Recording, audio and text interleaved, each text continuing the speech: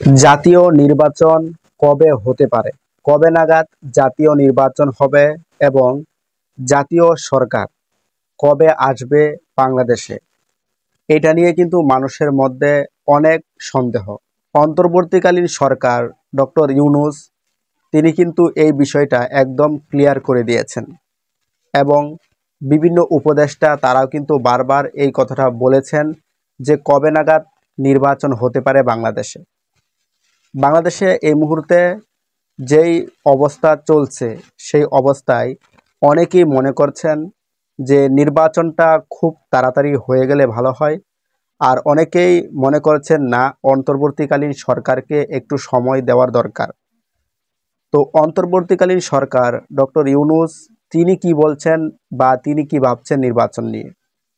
সাম্প্রতিক সময়ে একটি সাক্ষাৎকারে ডক্টর ইউনূস বলেছেন যে তারা বেশি সময় থাকতে চায় না এবং সংস্কার করার জন্য যে তারা দায়িত্ব নিয়েছে দেশের বিভিন্ন খাতে সংস্কার করার জন্য, সেই সংস্কার যত দ্রুত সম্ভব তারা করে ফেলার চেষ্টা করছেন এবং সংস্কার কাজ যত দ্রুত হয়ে যাবে ঠিক তত দ্রুতই নির্বাচনের প্রস্তুতি নেওয়া হবে।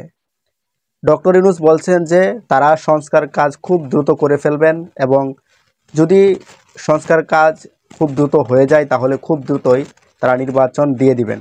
নির্বাচন বেশি লম্বা সময় তারা নেবেন না নির্বাচন দেওয়ার ক্ষেত্রে, এবং তারাও যে পদে আছেন বা অন্তর্বর্তীকালীন সরকার বেশি সময় লম্বা সময় ধরেও তো তারা থাকবেন না, খুব তাড়াতাড়ি কিন্তু তারা নির্বাচনটা দিয়ে দিবেন।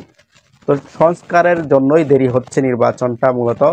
সংস্কার হয়ে গেলেই এবং সব বাংলাদেশটাকে ঠিক করা হয়ে গেলেই কিন্তু নির্বাচনটা দিয়ে দিবে খুব তাড়াতাড়ি।